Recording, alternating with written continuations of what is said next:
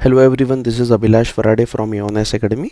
आज के सेशन में दोस्तों हम लोग बजट 2026-27 इसके बारे में हम लोग डिटेल में डिस्कशन करने वाले हैं। जो इम्पोर्टेंट फीचर्स इस बजट में क्या अनाउंस किए गवर्नमेंट ने और क्या गवर्नमेंट का क्या इंटेंशन है इंडियन इकोनॉमी को लेके, उसके रिगार्डिंग कौन सी योजनाएं सरकार ने इस बजट में वहाँ पे अनाउंस की है, ये भी हम लोग आज के सेशन में शॉर्ट में देखने वाले हैं। तो चलिए आज के सेशन को शुरुआत करते हैं।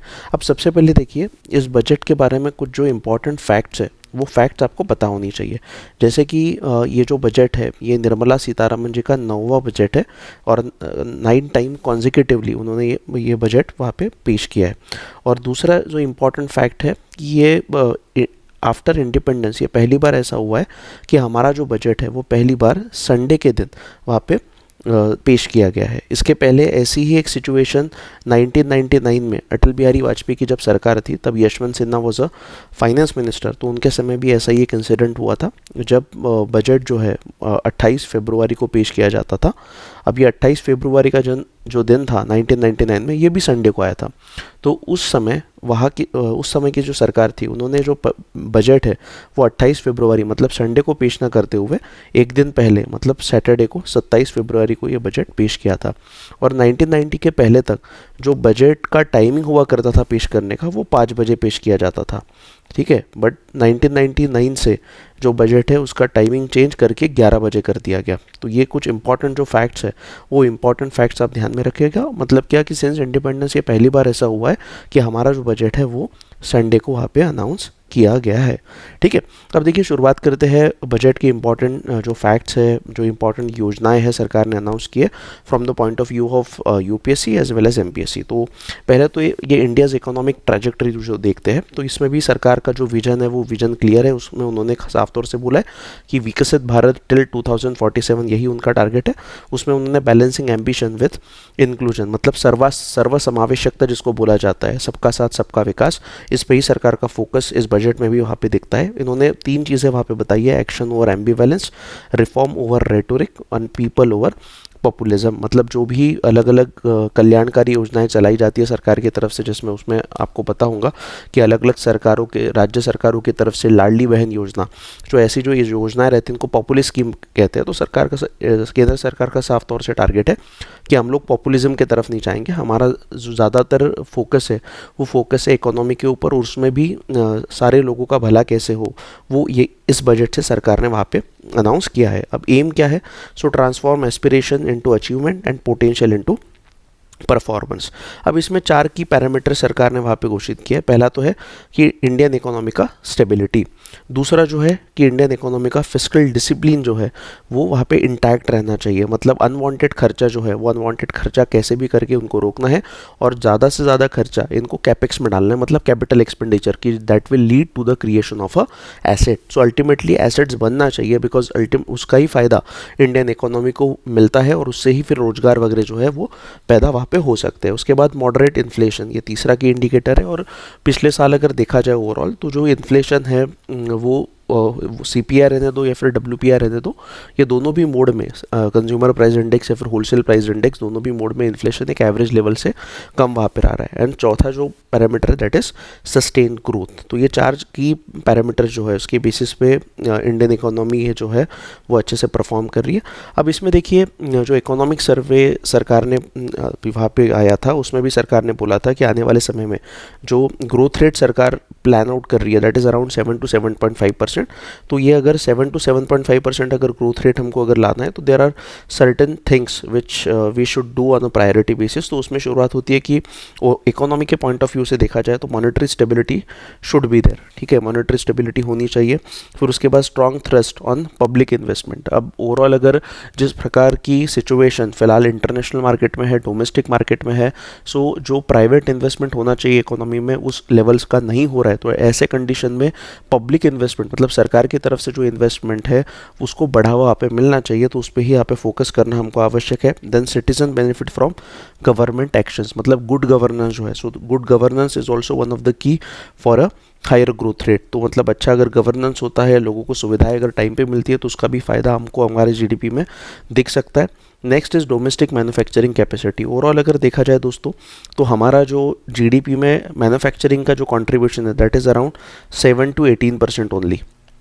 और वही अगर सर्विस सेक्टर का कंट्रीब्यूशन की बात की जाए तो दैट इज़ अराउंड 55%। मतलब ओवरऑल अगर देखा जाए तो 2030 तक सरकार का टारगेट है कि ये 17 से 18% का जो जीडीपी में कंट्रीब्यूशन मैन्युफैक्चरिंग का जाता है ये बढ़ा के सरकार को 25 से 30% के आसपास उसको लेके जाना है, और तभी जाके मेजरली मैन्युफैक्चरिंग में हमारे यहाँ पे रोज़गार वहाँ पे पैदा हो सकते हैं। The next sector is energy security. अब एनर्जी सिक्योरिटी के बारे में तो आप सभी को पता होगा, रिसेंटली जिस प्रकार से ट्रंप ने इंडिया को बुली किया over buying of Russian oil, तो उस प्रकार से दिखता है कि energy security is one of the key domain whenever it comes to the Indian economy. और इंडियन इकोनॉमी को अगर ग्रोथ हमको कंटिन्यू करना है तो हमको एनर्जी सिक्योरिटी मेंटेन करना आवश्यक है। तो आपको सबको पता ही होगा कि ओवरऑल अगर देखा जाए तो 80% जो हमारा क्रूड ऑयल है वो हम लोग क्या करते हैं बेटा, इम्पोर्ट करते हैं। अब ऐसे कंडीशन में आखिरी साल में अगर देखा जाए तो हम लगभग 40 to 45% हमारा जो क्रूड ऑयल था we have imported that from only Russia. So और रशिया से हम लोग क्यों खरीद रहे थे, because Russia was providing us crude oil at a very discounted price as compare to the other players. So उसके कारण हम लोगों ने सबसे ज़्यादा रशिया से तेल खरीदा। बट रशिया यूक्रेन वॉर के चलते हुए ट्रम्प का प्रेशर बढ़ा, तो उसके कारण हमको वो जो बाइंग ऑफ रशियन ऑयल है वो हमको कम करना पड़ा है। मतलब ओवरऑल देखा जाए तो इंटरनेशनल एरिना में जिस प्रकार से सिचुएशन राइज हो रही है, so it is creating a trouble and problem for Indian economy, और ये सरकार ने भी ये बात बखूबी मानी है। उसके बाद रिड्यूस क्रिटिकल इंपोर्ट डिपेंडेंस। तो आप सभी को पता होगा दोस्तों कि क्रिटिकल मिनरल्स जो है ओवरऑल अगर मार्केट की अगर बात करते हैं इंटरनेशनल मार्केट में, तो उसमें the leading player is China.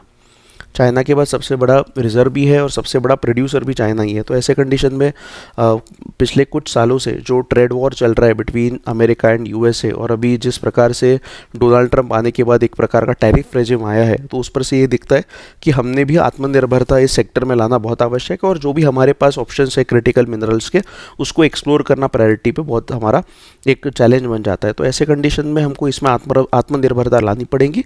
जैसे जितने अलग अलग जो इलेक्ट्रॉनिक सेक्टर है, इलेक्ट्रॉनिक मैन्युफैक्चरिंग सेक्टर हो गया, सोलर इंडस्ट्री हो गया, रिन्यूएबल इंडस्ट्री हो गया, हर इंडस्ट्री में क्रिटिकल मिनरल्स का इंपॉर्टेंस दिन ब दिन बढ़ते जा रहा है। उसके बाद फार रीचिंग स्ट्रक्चरल रिफॉर्म। ये structural reforms are needed still in the economy.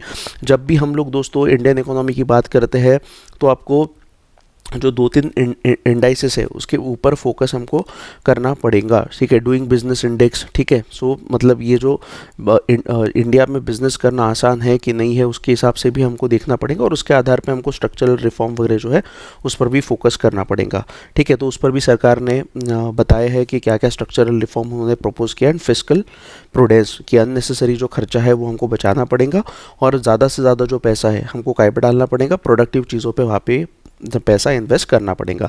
अब देखिए सरकार ने बोला है कि ये जो बजट हम लोगों ने पेश किया है, तो रिसेंटली गवर्नमेंट ऑफ इंडिया ने एक Viksit Bharat young leaders dialogue 2026 announce किया था, और उसमें बहुत सारे युवा लोगों ने सरकार को मतलब मोदी जी को अलग अलग सुझाव भी दिए थे, और उनके ही आधार पे सरकार ने ये बजट बनाया। इसीलिए इसको युवा शक्ति ड्रिवन बजट भी बोला गया है, ठीक है। अब इसमें गवर्नमेंट का संकल्प क्या है, to focus on poor, under privilege and disadvantage section. तो इसमें ओवरऑल अगर देखा जाए तो 3 कर्तव्य सरकार ने वहाँ पे डेजिग्नेट किए हैं। पहला जो कर्तव्य सरकार ने बोला है कि accelerate and sustain economic growth, कि भाई इकोनॉमिक ग्रोथ हमको बढ़ानी है और वो टिकानी भी है। उसके बाद सेकंड कर्तव्य सरकार ने बोला है fulfil aspiration of our people, जो भी लोगों की आकांक्षा है उस पर खरा साबित होना है। और थर्ड कर्तव्य सरकार ने बोला है विजन ऑफ सबका साथ सबका विकास। तो इसमें अगर पहले कर्तव्य की बात करते हैं तो enhancing productivity and competitiveness, and second building resilience to volatile global dynamics. जिस प्रकार से अंतर्राष्ट्रीय इकोनॉमी में एक वॉलेटिलिटी आ चुकी है उसके हिसाब से भी क्या है हमको खुद का एक ग्रोथ रेट मेंटेन करने के लिए मशक्कत करनी पड़ेगी। सेकंड कर्तव्य की अगर बात करते हैं, अगर लोगों के एस्पिरेशंस हमको फुलफिल करवाने हैं तो हमको लोगों में स्किल्स इम्पार्ट करना पड़ेगा। सो मतलब क्या, build people's capacity, and second making them strong partners in India's part to prosperity. और तीसरा जो कर्तव्य सरकार ने बताया दैट इज सबका साथ सबका विकास। इसकी अगर स्पेसिफिकली बात करते हैं तो ensure that every family, community, region, sector has access to resources, amenities and opportunities for meaningful participation. इसमें अगर देखा जाए तो सरकार ने कुछ चीज़ों पे फोकस किया है, जैसा इन्होंने बोला है कि sustaining the momentum of structural reform. तो स्ट्रक्चरल रिफॉर्म हमको कंटिन्यूस करने पड़ेंगे, जो फिर बिजनेस हो गया, बिजनेस के सेक्टर में होने दो, एम्प्लॉयमेंट के सेक्टर में होने दो, इन्वेस्टमेंट के सेक्टर में होने दो, तो हर सेक्टर में हमको स्ट्रक्चरल रिफॉर्म वहाँ पे करनी है। ठीक है, continuous adaptive and forward looking reforms. उसके बाद robust and resilient financial sector हमको बनाना पड़ेगा। उसमें भी हमको सेविंग्स जो है, ठीक है, मोबिलाइजिंग सेविंग्स। तो India is a saving sector driven economy. अगर हमारे देश के लोग अगर सेविंग्स में पैसा डालते हैं तो यही पैसा हमारी सरकार वहाँ पे इन्वेस्टमेंट में लगा सकती है। तो वही है कि मोबिलाइजिंग सेविंग को बढ़ाना चाहिए, allocating capital efficiently and managing risk. उसके बाद third is cutting edge technologies including AI and application. अगर हमको गवर्नेंस इंप्रूव करना है तो गवर्नेंस के लिए हमको टेक्नोलॉजी का इंप्लीमेंटेशन करना पड़ेगा, उसमें भी आर्टिफिशियल इंटेलिजेंस को हमको बढ़ावा देना पड़ेगा। मतलब ये जो तीन चीज़ें हैं, ये तीन चीज़ों पे फोकस। फर्स्ट इज़ कि structural reform, second is financial sector जो है हमारा है उसको रोबस्ट एंड रेजिलियंट बनाना, और तीसरा है कटिंग एज टेक्नोलॉजी लाना ताकि गवर्नेंस में आसानी जा सके। तो ये तीन चीज़ें जो है इस पर सरकार ने बोला है कि आने वाले समय में हम लोग क्या करेंगे, फोकस करेंगे। इंडियाज़ रिफॉर्म एक्सप्रेस की अगर बात करें तो यहाँ पे government has undertaken comprehensive economic reform towards creating employment, boosting productivity and accelerating growth. इसमें सरकार ने बोला है, इवन आज की भी स्पीच में निर्मला सीतारमन जी ने बात की है कि लगभग 350 से ज़्यादा जो रिफॉर्म्स है, ठीक है, डिफरेंट जो रूल्स एंड रेगुलेशन है रिलेटेड टू बिजनेस, उसमें सरकार ने प्रपोज किया। तो ये बहुत अच्छी बात है, मतलब इसको ही हम लोग स्ट्रक्चरल रिफॉर्म्स में डाल सकते हैं। Have been rolled out including GST simplification, notification of labour code and rationalisation of a mandatory quality control order. तो अभी आपको बताऊंगा कि जीएसटी रिफॉर्म्स जो है रिसेंटली प्रपोज किए गए, बहुत सारी चीज़ों पे जो जीएसटी है, जो नेसेसरी चीज़ें थी उस पर अब जीएसटी भी कम किया है। मतलब सरकार भी बोल रही है आने वाले समय में और रिफॉर्म्स आप एक्सपेक्ट वहाँ पे कर सकते हो। और ease of doing business index जो है, ठीक है, मतलब बिजनेस करने में जो आसानी है उसमें भी हमारा रैंक और इम्प्रूव होने की चांसेस है। तो सरकार भी उसके रिलेटेड ही कोशिश वहाँ पे कर रही है। उसके बाद सरकार ने हाई लेवल कमेटी भी फॉर्म की है डिफरेंट सेक्टर्स में कि क्या और रिफॉर्म प्रपोज किए जा सकते हैं। Then central government is working with state governments on deregulation and reducing compliance requirement. मतलब बिजनेस करने के लिए जो भी कॉम्प्लायंसेस, जो भी लाइसेंसेस चाहिए, अब सरकार ने इसके पहले भी बोला है कि सिंगल विंडो क्लियरेंस पॉलिसी सरकार ने प्रपोज की है, और सरकार राज्य सरकारों के साथ मिलकर भी काम करी कि किस तरीके से अलग अलग राज्यों में बिजनेस को बढ़ावा वहाँ पे दिया जा सकता है। इसके बाद सरकार ने बोला है कि अंडर अवर फर्स्ट कर्तव्य to accelerate and sustain economic growth, madam ने प्रपोज इंटरवेंशन इन 6 एरियाज। तो पहला उन्होंने बोला है scaling up manufacturing in 7 strategic and frontier sector, second rejuvenating legacy industrial sector, third creating champion MSMEs. ठीक है, तो एमएसएमई अगर देखा जाए तो it is a backbone of Indian economy, तो उसको भी कैसे आगे लेके जा सकते हैं, इसके लिए सरकार ने चैंपियन एमएसएमई का अनाउंसमेंट किया। Then delivering a powerful push to infrastructure, then ensuring long term energy security and stability, and छठवा जो है that is developing city economic region. ठीक है, तो उसके रिलेटेड वन बाय वन देखते हैं। पिलर्स ऑफ अभी ग्रोथ एंड डेवलपमेंट सरकार ने बोले कि ओवरऑल पहला जो पिलर है that is sustaining economic growth, second is strengthening the foundation of growth, third is people centric development, fourth is trust based governance, fifth is ease of doing business and ease of living and last is fiscal matter. तो one by one हम लोग ये जो chapter से ये देखते हैं। पहला है सस्टेनिंग इकोनॉमिक ग्रोथ। अब इसमें सरकार ने पहला जो पॉइंट डाला है that is manufacturing strategic and frontier sector. तो अभी मैंने बताया दोस्तों आपको कि मैन्युफैक्चरिंग का इंडियन जीडीपी में जो कॉन्ट्रीब्यूशन है दैट इज अराउंड 7 to 18%। तो ये हमको बढ़ा के 25 से 30% तक लेके जाना है, that is the target of government. और मेक इन इंडिया का जो इम्पैक्ट अभी तक होना चाहिए वो उतना हुआ नहीं है, तो उसको फिर से एक रिजुविनेट करने के लिए सरकार ने अलग अलग योजना यहाँ पे अनाउंस की। सो इनके बारे में थोड़ा देखते हैं। तो पहले सरकार ने बोला है बायो फार्मा शक्ति नाम की एक योजना सरकार ने लॉन्च की है। तो already we are a generic pharmacy hub of the world. तो ऐसे कंडीशन में ये बायोफार्मा सेक्टर जो है इसमें सरकार ने आने वाले 5 साल में 10,000 करोड़ का इन्वेस्टमेंट वहाँ पे प्रॉमिस किया। ये शक्ति जो योजना है इसका फुल फॉर्म है strategy for health care advancement through knowledge technology and innovation. तो आप सभी को पता होगा कि जो नॉन कम्युनिकेबल डिसीज़ है वो नॉन कम्युनिकेबल डिसीज़ का प्रमाण दिन ब दिन हमारे देश में बढ़ते जा रहा है। तो उसके रिलेटेड जो भी उसको टैकल कैसे करना उसके रिलेटेड ये बायोफार्मा शक्ति सरकार ने वहाँ पे अनाउंस किया। उसके बाद second is high tech tool room in CPSE, ठीक है, सेंट्रल पब्लिक सेक्टर एंटरप्राइजेस है, उसके लिए अनाउंस किया है। फिर उसके बाद स्कीम फॉर कंटेनर मैन्युफैक्चरिंग, तो इसके लिए भी सरकार ने आने वाले 5 साल के लिए 10,000 करोड़ रुपए वहाँ पे प्रपोज किए। Then Indian semiconductor mission 2.0, then scheme for rare earth permanent magnets research mining processing and manufacturing. तो ये जो मैंने आपको बताया कि हमको अभी आत्मनिर्भर बनना है किसमें, तो रेयर अर्थ मिनरल्स जो है, जो क्रिटिकल इलेक्ट्रॉनिक टेक्नोलॉजीज़ में लगते हैं, तो उसमें भी जहाँ जहाँ पे हमारे पास रिसोर्सेज है उसको वहाँ पे उसको एक्सट्रैक्ट करना, उस पर रिसर्च करना, मैन्युफैक्चरिंग करना। और ये स्पेसिफिकली 4 स्टेट के लिए अनाउंस किया है, केरला, आंध्र, तमिलनाडु और उड़ीसा। उसके बाद सरकार 3 डेडिकेटेड केमिकल पार्क्स वहाँ पे बनाने वाली है और इसके थ्रू डोमेस्टिक प्रोडक्शन हमारा बढ़ेगा।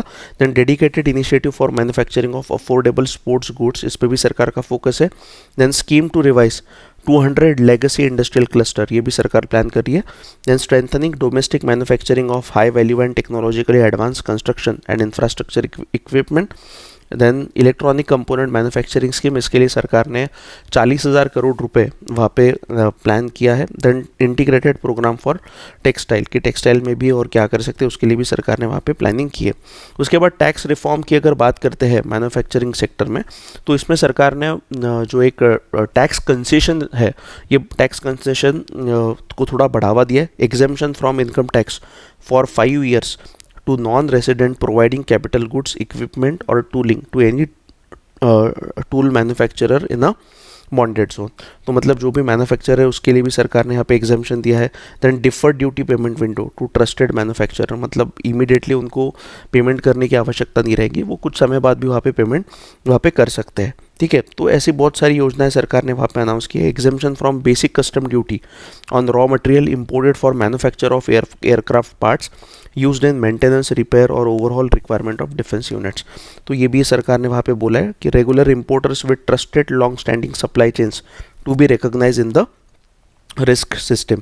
सो मतलब जो भी मैन्युफैक्चरिंग को बढ़ावा देने के लिए जो भी अलग अलग चीज़ें चाहिए वो सरकार ने यहाँ पे प्रपोज वहाँ पे की है। उसके बाद 3 prong approach to help MSME grow as a champions, तो इसमें सरकार ने 10,000 करोड़ का जो फंड है SME ग्रोथ फंड वहाँ पे अनाउंस किया है। उसमें ही top of the self reliant India fund, इसमें भी 2,000 करोड़ सरकार ने वहाँ पे अनाउंस किया।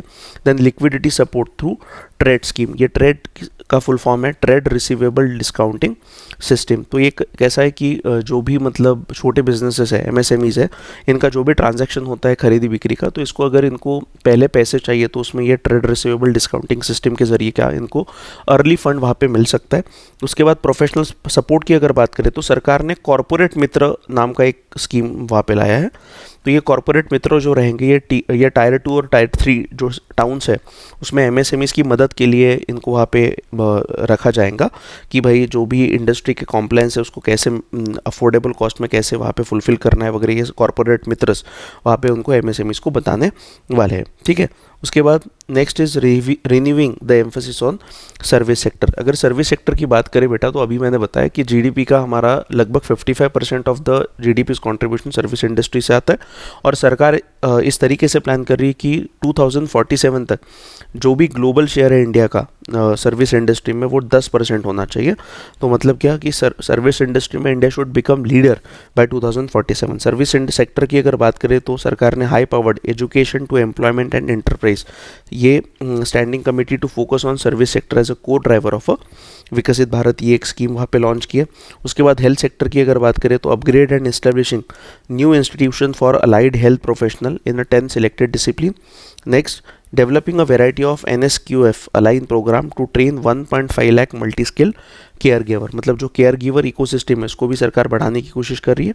NSQF का फुल फॉर्म है नेशनल स्किल्स क्वालिफिकेशन फ्रेमवर्क। उसके बाद मेडिकल टूरिज्म की अगर बात करें तो आप सभी को पता होगा कि इंडिया से नेबरहुड से तो मेडिकल टूरिज्म के लिए लोग आते हैं, but developing as well as develop world से जो मेडिकल टूरिज्म के लिए आने वाले लोगों की संख्या दिन ब दिन बढ़ते जा रही है। तो इसको लेके चलते scheme to support states in establishing 5 hubs for medical value tourism, इसको भी बढ़ावा देने की वहाँ पे बात हो रही है। अब आयुष की अगर बात करें तो 3 new all India institute for Ayurveda, upgrading Ayush pharmacies and drug testing labs for higher standard of certification ecosystem, ये भी सरकार वहाँ पे प्लान कर रही है।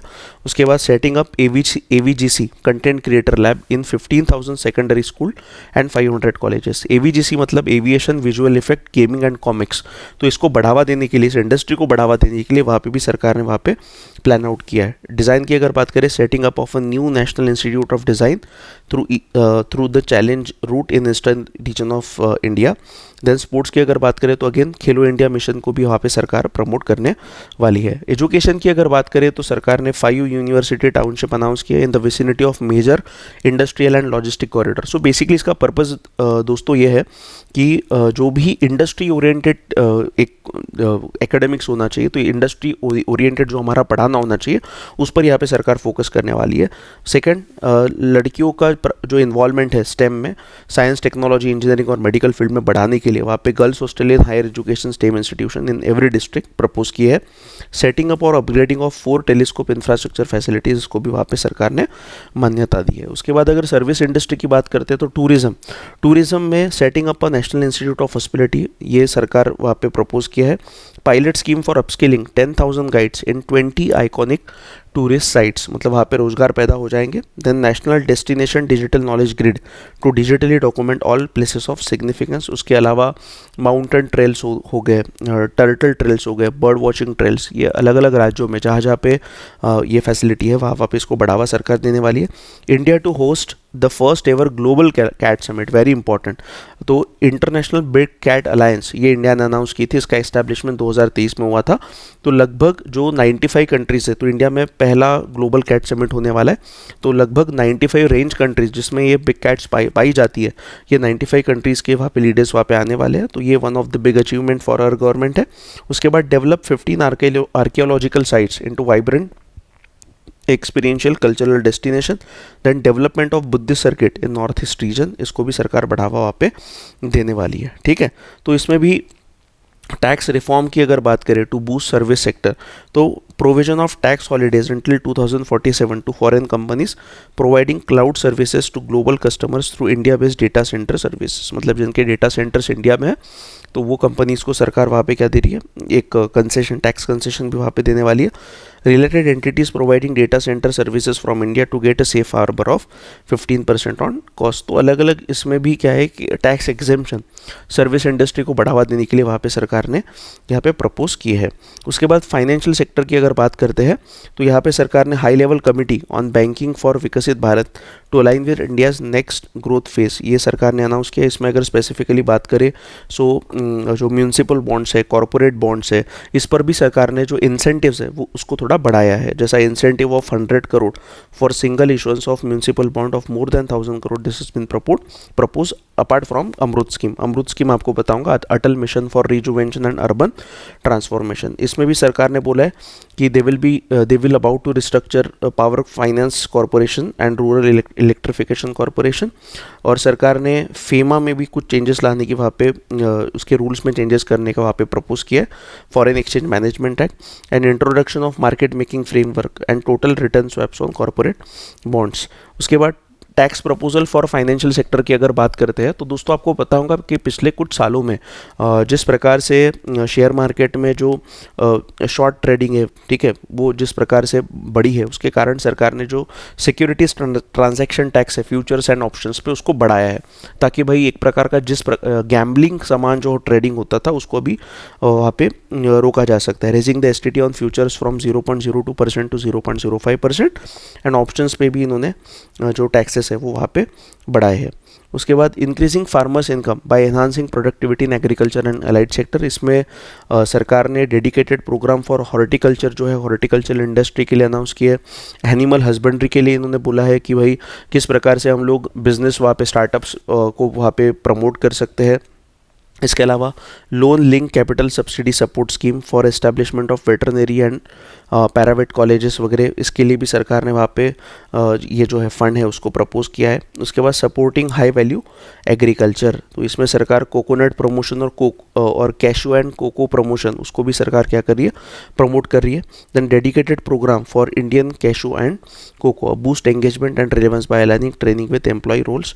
फिशरीज़ की अगर बात करें तो यहाँ पे integrated development of 500 reservoirs and Amrit Sarovars, strengthening fisheries value chain in coastal areas and enabling market linkages for startup and women led group together with fish FPOs।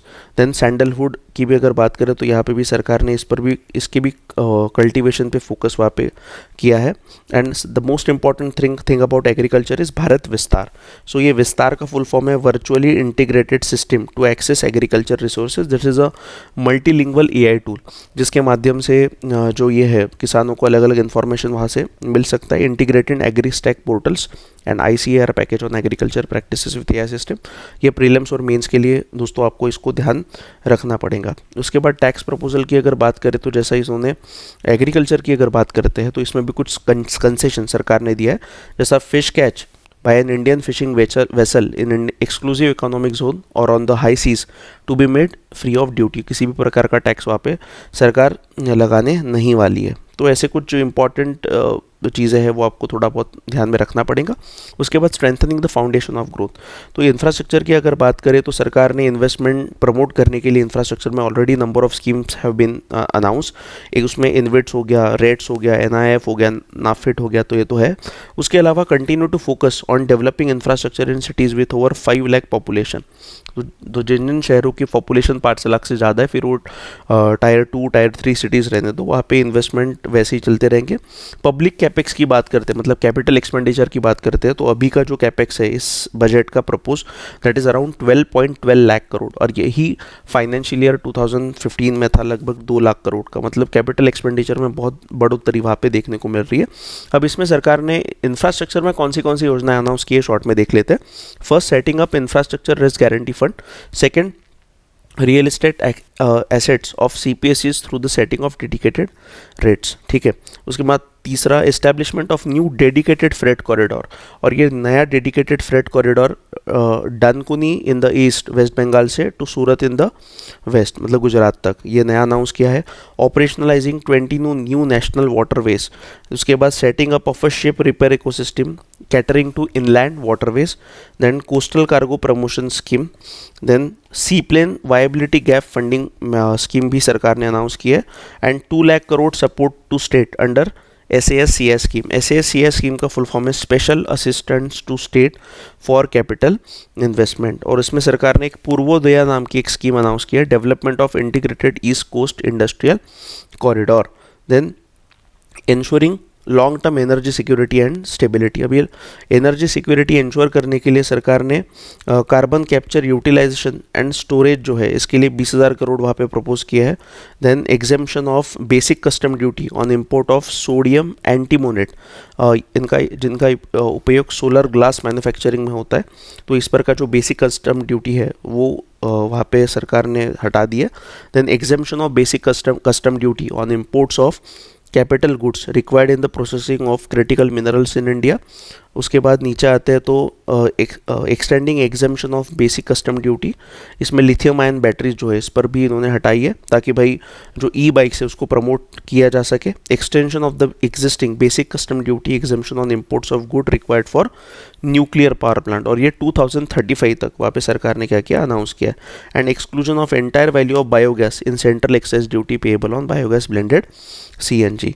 उसके बाद अर्बनाइजेशन की अगर बात करें तो सरकार ने amplifying the potential of cities to deliver the economic power of agglomeration, इसमें सरकार ने जो भी सिटी जिनकी पॉपुलेशन 5 लाख से ज़्यादा है फिर वो टायर 2 टायर 3 सिटीज़ होने तो वहाँ पे इंफ्रास्ट्रक्चर क्रिएशन को कंटिन्यू वहाँ पे रखने की बात करी है। इसमें भी इन्होंने ग्रोथ कनेक्टर्स अनाउंस किए। 7 हाई स्पीड रेल कॉरिडोर सरकार विकसित करने वाली है, जो Mumbai Pune, Pune Hyderabad, Hyderabad Bengaluru, Hyderabad Chennai, Chennai Bengaluru, Delhi Varanasi, Varanasi Siliguri environmentally sustainable passenger system सरकार यहाँ पे कंस्ट्रक्ट करने वाली है। एक उसके बाद पीपल सेंट्रिक डेवलपमेंट में भी सरकार का वहाँ पे फोकस है, जैसे यहाँ पे इन्होंने building a strong care ecosystem covering geriatric and allied care services. अब ये गेरियाट्रिक सर्विसेज मतलब जिनका एज 65 से ज़्यादा का होता है तो उनको जो केयर गिविंग सर्विसेज होती है उसको गेरियाट्रिक सर्विसेज में डाला जाता है। तो इनके लिए लगभग 1.5 lakh multi skill care givers को सरकार ट्रेन करने वाली है। उसके बाद सरकार ने लखपति दीदी योजना का जो सक्सेस देखते हुए लखपति दीदी योजना के ही आधार पे सेल्फ हेल्प एंटरप्रेन्योर स्कीम भी वहाँ पे अनाउंस की है। उसके बाद दिव्यांगों के लिए दिव्यांगजन कौशल योजना का भी अनाउंसमेंट सरकार ने किया है, providing dignified livelihood opportunities through industry relevant and customised training specific to disability group. उसके बाद दिव्यांग सहारा योजना, तो इसमें timely access to high quality assistive devices for all eligible दिव्यांग। उसके बाद एक एलिम को नाम का एक योजना है, supporting artificial limb manufacturing corporation of India to scale up production of assistive devices, invest in R&D and AI integration. ठीक है, उसके बाद strengthening PM Divyasha Kendras as a modern retail style centres. और next is setting up of a NIMHANS two upgrading national mental health institute in Ranchi and Tezpur. So north India में mental health institute सोनली ऐसा नहीं था, तो अभी सरकार ने बोला है कि वहाँ पे हम लोग इंडिविजुअल बेसिस पे वहाँ पे हम लोग बनाने वाले हैं। Establishing emergency and trauma care centres in district hospital.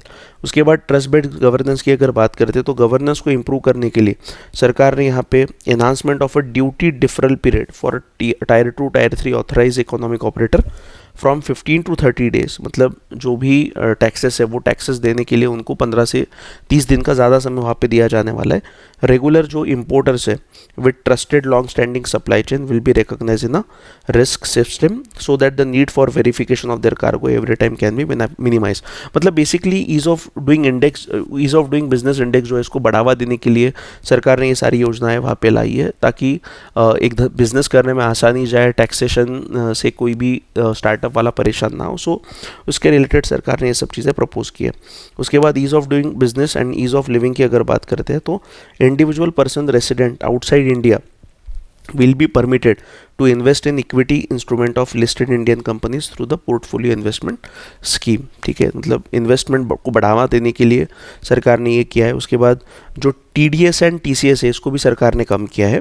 So reduce TCS tax collected at source and TDS मतलब tax deduction at source. So reduce TCS rate on sale of overseas tour package from 5% and 20% to 2% without any stipulation of amount। TDS on supply of manpower services to be at the rate of either 1 or 2%। मतलब सरकार ने TDS और TCS इन दोनों को भी कम किया है। TDS is a tax deducted at source, TCS is tax collected at the source।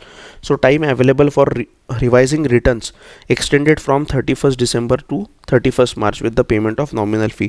देखिए दोस्तों, इसमें जैसा बजट जब भी आता है तो हमारे पूरे देश की जनता जो है टैक्स स्लैब की ओर देखती है। तो जो टैक्स स्लैब है उसमें सरकार ने किसी भी प्रकार का चेंजेस नहीं किया, सिर्फ जो मिडिल क्लास है उसके लिए सरकार ने जो ड्यूरेशन रहता है रिटर्न फाइल अप करने का उसको थोड़ा बढ़ाया है। मतलब एक प्रकार का थोड़ा कंसेशन सरकार ने दिया है, बट टैक्स स्लैब में किसी भी प्रकार के चेंजेस सरकार ने यहाँ पे प्रपोज नहीं किया है। ठीक है, इसमें भी सरकार ने कुछ योजनाएं भी लाई है।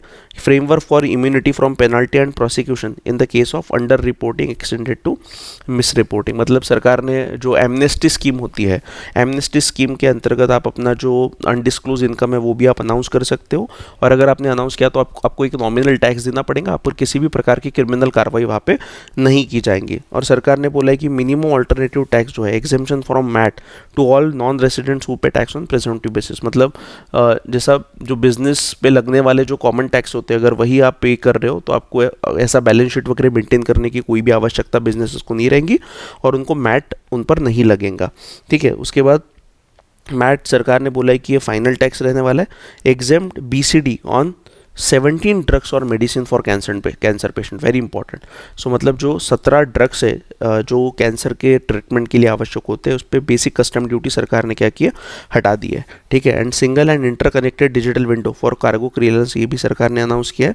And honest tax payers will be willing to settle disputes will now be able to close cases by paying an additional amount in lieu of penalty. मतलब जहाँ पे सरकार लिटिगेशन हो या फिर जो आर्बिट्रेशन है, आर्बिट्रेशन के माध्यम से केसेस रिजॉल्व करने पे ज़्यादा वहाँ पे फोकस कर रही है। अब फिस्कल मैटर्स की अगर बात करें तो this is the most important thing.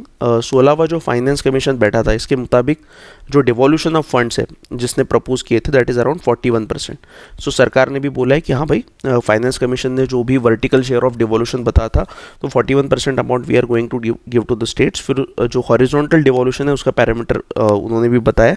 उसके बाद second is provision 1.4 lakh crore to the states for the financial year 27 as finance commission grant. This include rural and urban local body and disaster management grant. तो इतना grant 1.4 lakh crore का ये भी finance commission ने उसमें बताया है। तो सरकार ने बोला है कि इतना भी हम लोग देने को तैयार है। उसके बाद central government will target reaching a डेब्ट to GDP ratio of 50 ±1% by 2030। देखो दोस्तों, डेब्ट टू जीडीपी रेशो क्या होता है ना, it is a country's ability to pay back its डेब्ट। ठीक है, मतलब वो कंट्री का एबिलिटी होता है जो भी उस पर कर्जा है वो वापस दे सकता है क्या, एज कम्पेयर टू उसका जीडीपी। ये देखा जाता है डेब्ट टू जीडीपी रेशो के। अब ये डेब्ट टू जीडीपी रेशो अगर कम रहा तो इसका मतलब कंडीशन इज गुड, और ये अगर ज़्यादा रहा तो इसका मतलब कंडीशन इज बैड। ठीक है, तो सरकार ने कितना टारगेट किया, बाय 2030 सरकार इज प्लानिंग डेब्ट टू जीडीपी रेशो ऑफ 50 ±1%। ठीक है, अभी की अगर बात करें तो डेब्ट to GDP ratio is estimated to be 55.6% of GDP in budget estimate 2026-27। मतलब आने वाले समय में सरकार का प्लान है कि हम लोग 55% के आसपास डेब्ट टू जीडीपी रेशो हम लोग रखने का वहाँ पे कोशिश करेंगे। ठीक है, और पिछले साल ये था लगभग 56.1%। ठीक है, और इसमें भी अगर फिस्कल डेफिसिट की बात करें तो last year the fiscal deficit was around 4.4%। अब ये फिस्कल डेफिसिट मतलब total expenditure minus total receipts, so it was around 4.4%। But सरकार बोल रही है कि अभी आने वाले साल में हमारा जो टारगेट है that is 4.3%, and this is the improvement from the last year. So overall अगर देखा जाए तो डेब्ट to GDP ratio and fiscal deficit है, तो इसमें हमारा परफॉर्मेंस इस बार जो है वो अच्छा रहा है। ठीक है, उसके बाद अब ये डेफिसिट ट्रेंड का थोड़ा एक आप ग्राफ देख लीजिए। This is the most important aspect from the UPSC perspective. तो यहाँ पे देखिए फिस्कल डेफिसिट की अगर हम लोग बात करते हैं ना, तो 2022-23 में जो था 6.50% था, फिर ये कम होते होते जा रहा है। ठीक है, कम होते होते जा रहा है, मतलब this is a very good trend from the Indian economics perspective. ठीक है, अभी जो फिलहाल प्रपोज किया गया है, मतलब जो हो सकता है, बजट एस्टिमेट बोला है 2026-27 का 4.3%। देखो बेटा, बजट एस्टिमेट और रिवाइज एस्टिमेट में फ़र्क क्या होता है, ये बी जो लिखा है ना, ये बी का मतलब है बजट एस्टिमेट और आर ई का मतलब है रिवाइज एस्टिमेट। अब बजट एस्टिमेट और रिवाइज एस्टिमेट क्या होते हैं ये शॉर्ट में समझ लो। अब एक प्रकार से मैं थोड़ा एग्जांपल देके आपको समझाता हूँ कि जैसा मान लीजिए महीना शुरू हो रहा है, महीने शुरू होने के पहले हम लोग क्या करते हैं कि मेरा मान लो 1 लाख सैलरी है तो मैं ऐसा खर्च करूँगा। तो जो भी आप महीना शुरू होने के पहले जो प्लानिंग करके रखते हो that is budget estimate. But ऐसा हो सकता है कि महीने के बीच में ही आपके घर में कुछ मेडिकल इशूज़ आ जाए, कुछ इमरजेंसी आ जाए और अचानक से आपको खर्चा करना पड़े। सो मतलब क्या, उसके बाद आपका जो प्लानिंग है वो थोड़ा चेंज हो जाएगा। तो फिर जो प्लानिंग आपका चेंज हुआ है बजट का, आपका घर का, उसको कहते हैं रिवाइज एस्टिमेट। सेम हमारे बजट का होता है, इंडियन बजट का होता है। तो जो पहले हम लोग क्या करते हैं, अनुमान लगाते हैं कि भाई ऐसा ऐसा हो सकता है, दैट इज बजट एस्टिमेट। फिर बीच में कुछ भी अगर सिचुएशन चेंज होती है तो उसके हिसाब से जो भी हमारे आंकड़े बदलते हैं उसको फिर रिवाइज एस्टिमेट कहा जाता है। तो यहाँ पे सरकार ने अभी बोला है कि हमारा फिस्कल डेफिसिट रखने का टारगेट कितना है, 4.3 है, बट शायद से ये चेंज हो सकता है। अगर वो चेंज होता है तो उसको फिर रिवाइज एस्टिमेट कहा जाता है। सो मतलब क्या है कि फिस्कल डेफिसिट इज मतलब हम लोग ट्रैक पे है, धीरे धीरे करके हम लोग कम करते जा रहे हैं। फिस्कल डेफिसिट कैसे निकाला जाता है दोस्तों, तो total expenditure minus total receipt, सरकार का जितना खर्चा होता है माइनस सरकार की जितनी आय होती है वो। उसके बाद दूसरा डेफिसिट जो होता है दैट इज रेवेन्यू डेफिसिट। ठीक है, उसके बाद दूसरा डेफिसिट जो होता है that is revenue deficit. Revenue deficit भी अगर ओवरऑल देखो तो वो भी क्या होते जा रहा है, कम होते जा रहा है। ठीक है, तो पहले 2022-23 में 4% के आसपास था, बट वो अभी 1.50 के आसपास आ रहा है। अब रेवेन्यू डेफिसिट क्या है, revenue expenditure minus revenue receipt. तीसरा है प्राइमरी डेफिसिट। अब प्राइमरी डेफिसिट क्या है, तो fiscal deficit minus interest payment, मतलब सरकार ने जो भी कर्जा लिया है उस कर्जे पे सरकार जो भी इंटरेस्ट पे कर रही है वो जब हम लोग फिस्कल डेफिसिट से माइनस करते हैं तो हमको मिलता है प्राइमरी डेफिसिट। तो ये भी क्या हो रहा है, ये भी कम होते जा रहा है। तो अभी सरकार ने प्लान आउट किया है कि 0.7% ये यहाँ तक सरकार को लाना है। एंड इफेक्टिव रेवेन्यू डेफिसिट की अगर बात करें तो इफेक्टिव रेवेन्यू डेफिसिट है revenue deficit minus grant for creation of capital asset. ठीक है। और ये ग्रांट फॉर क्रिएशन किसको, तो राज्यों को जो ग्रांट्स दी जाती है कैपिटल एसेट क्रिएट करने को, तो वो अगर आप रेवेन्यू डेफिसिट से निकाल दो तो आपको मिलता है इफेक्टिव रेवेन्यू डेफिसिट। सो ये भी क्या होते जा रहा है, कम होते जा रहा है। तो इसका भी सरकार ने कितना प्लान किया है, 0.3% का। मतलब ओवरऑल अगर देखा जाए सो जो फिस्कल ट्रेंड है, that fiscal trend is positive from the point of view of Indian economy, ठीक है। अब ये रूपी आ रहा कहाँ से है वो थोड़ा देखो। तो सबसे ज़्यादा पैसा इंडियन इकोनॉमी को जो आ रहा है that is from borrowing and liabilities, ठीक है। तो जो भी हमने कर्जे लिए हैं उससे हमको ज़्यादा पैसा मिल रहा है 24%। उसके बाद जो सेकेंड क्रमांक पे है that is income tax. Income tax के हमको लगभग 21% पैसा मिल रहा है।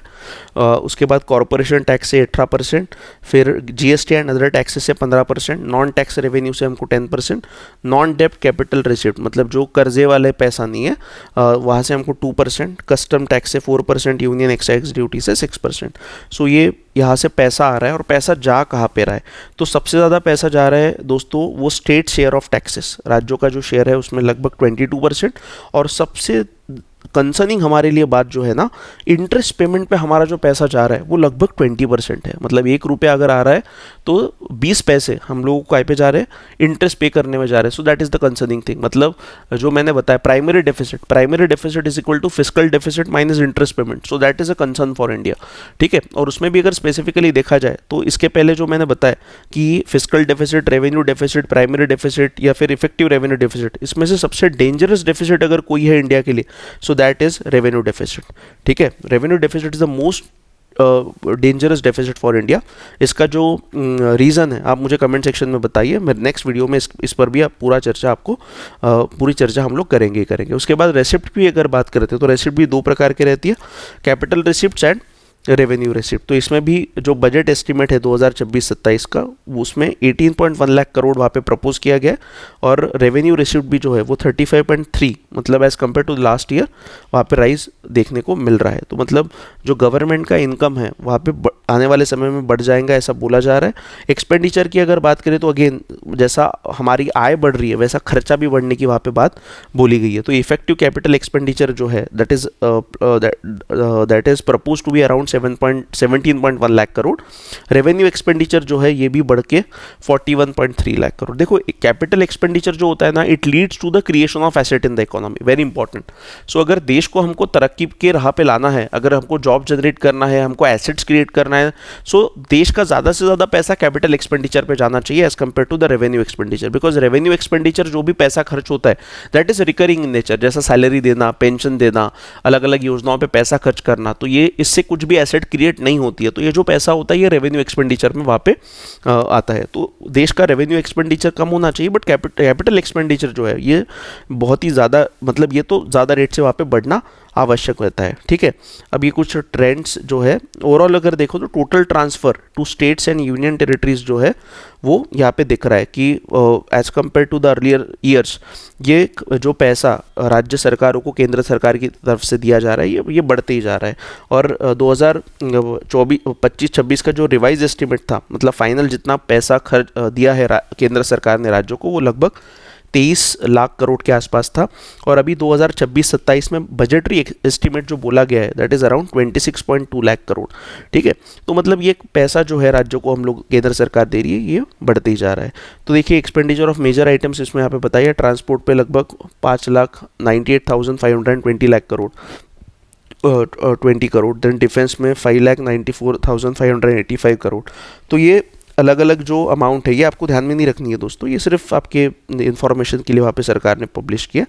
सो इस तरीके से जो इम्पोर्टेंट चीज़ें हैं बजट की वो हम लोगों ने यहाँ पे देख ली। अगर आपको बजट के रिलेटेड कुछ भी डाउट है, टर्मिनोलॉजीज़ के रिलेटेड अगर कुछ इशूज़ है तो आप कमेंट सेक्शन में वहाँ पे टाइप कर सकते हैं।